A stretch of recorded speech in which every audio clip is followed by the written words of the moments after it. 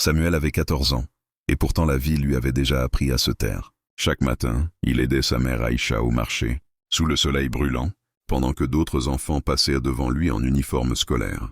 Il ne se plaignait pas. Il regardait seulement, avec ce mélange de tristesse et d'espoir que seuls ceux qui rêvent encore savent porter. Un soir, alors que la fatigue avait vidé la maison de ses bruits, il sortait toujours son vieux cahier usé. Sur la première page, il avait écrit « Mes rêves ». Quand le monde lui fermait les portes, Samuel écrivait pour respirer. Sa mère travaillait dur, trop dur. Elle souriait pour cacher ses peurs, mais Samuel les voyait. Il savait que personne ne viendrait les sauver. Un jour, un vieil homme du quartier, Monsieur Kofi, ancien instituteur oublié par le temps, remarqua le garçon qui lisait à voix basse derrière la maison. Il lui tendit un livre et lui dit simplement que le savoir n'appartient pas aux riches, mais à ceux qui n'abandonnent pas.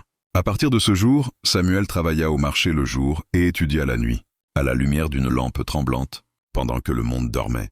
Les années passèrent. Il échoua, souvent. On se moqua de lui. On lui répéta que ses rêves étaient trop grands pour quelqu'un comme lui.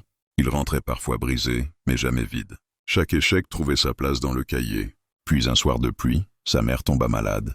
En lui tenant la main, elle lui murmura de ne jamais devenir petit, même si la vie l'écrasait.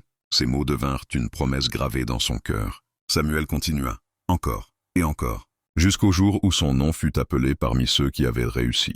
Dans la foule, il serra son vieux cahier contre lui, celui qui avait vu naître ses doutes, ses larmes et sa force. Plus tard, il retourna au marché, là où tout avait commencé, et prit sa mère dans ses bras. Cette fois, il souriait vraiment. Cette histoire nous rappelle une chose essentielle. Parfois, il suffit d'un courage silencieux, d'une personne qui croit en nous, et d'une détermination qui refuse de mourir pour changer toute une vie. Si tu te bats en silence aujourd'hui, n'abandonne pas. Ton histoire n'est pas finie.